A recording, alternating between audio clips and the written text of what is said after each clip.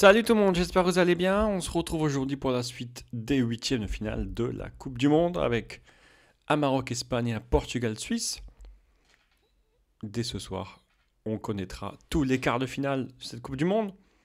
Avant cela, un petit retour sur les matchs de hier.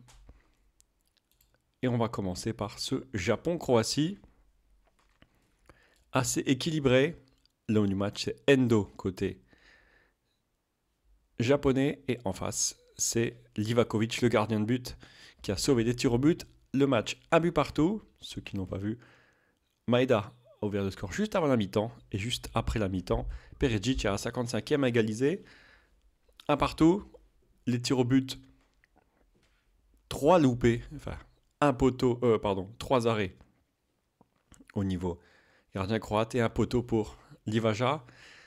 Je dis, ils ont été franchement pas très bien tirés malheureusement. Victoire de la Croatie. Livakovic, homme du match. Les autres, ça va. Brozovic, 7,5 en face. Ganda, 6-9, le meilleur joueur. C'est Endo au milieu de terrain. Les remplaçants n'ont pas donné l'effet escompté, ni d'un côté, ni de l'autre. Le deuxième match à sens unique, alors la surprise, c'était que Neymar était titulaire. Bon, je pense qu'ils auraient pu s'en passer. Et c'était bouclé au bout de 35 minutes. Vinicius, Neymar, Richarlison et Paqueta ont marqué 4-0. Tsung-Hong Pang à la 76e a réduit le score 4-1. 6,55 à 7,03. Rafinha, meilleur joueur contre Tsung-Hong Pang. Neymar a eu 7-4. Rafinha au milieu de terrain, 7-8. Défense un peu moyenne, mais bon, il n'y a pas eu grand-chose à faire côté brésilien. En face, note difficile, notamment au milieu de terrain, 6-2, 6-4, 6,0. Bremer n'a pas fait une bonne rentrée, le reste. Jun-On sur la mi-temps et Pike ont bien été à la partie. Victoire 4-1 du Brésil. On connaît 3 des 4 quarts de finale. La Croatie jouera le Brésil et le vainqueur de ce match jouera Pays-Bas-Argentine.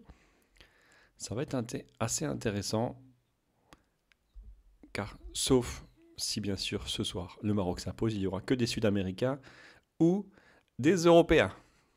En tout cas, Croatie-Brésil qui peut être aussi intéressant. On passe aux 2 matchs du jour, on va y revenir ici. Maroc-Espagne et Portugal-Suisse. Portugal de Ronaldo favori, l'Espagne aussi. La cote du Maroc est à 65, la cote de la Suisse est à 42.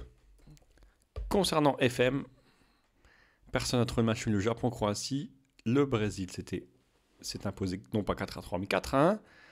Portugal-Suisse, 2 sur 12 ont trouvé Portugal et la Suisse. Et seulement une partie est à 4-0 pour Espagne-Maroc. Très peu de parties trouvées, on en parlera dans quelques jours pour les quarts de finale. Certains ont trouvé 2-3 quarts de finale. C'est quand même intéressant. Et comme ils n'ont pas trouvé, ils n'ont pas beaucoup de points. Peu de points ont été pris. Et au classement, c'est toujours Thierry avec sa partie FM qui est à 744 devant Super X-Star Skid qui a 20 points. Derrière Cédric s'accroche 6,57. Et comme je le rappelle, les victoires improbables sont à 871. On passe à notre petit prono.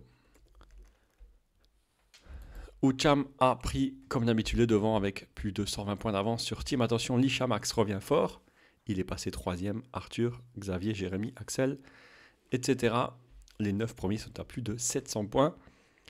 Et je rappelle juste que les 3 premiers auront un avantage dans mon expérience FM 2023. Pour l'instant, je ne sais pas s'ils sont déjà inscrits, mais Lisha Max est inscrit, c'est sûr. Tom et Cham aussi peuvent avoir des avantages. Attention, Arthur, Xavier ne sont pas loin. Merci également pour le petit like. N'hésitez pas également à vous abonner. Ce soir, retour de ma partie FM au Kosovo. J'espère que ça vous plaira. Kosovo et Gambie. En tout cas, n'hésitez pas à liker, à partager et à vous abonner. Merci à vous. On se retrouve ce soir. Ciao, ciao.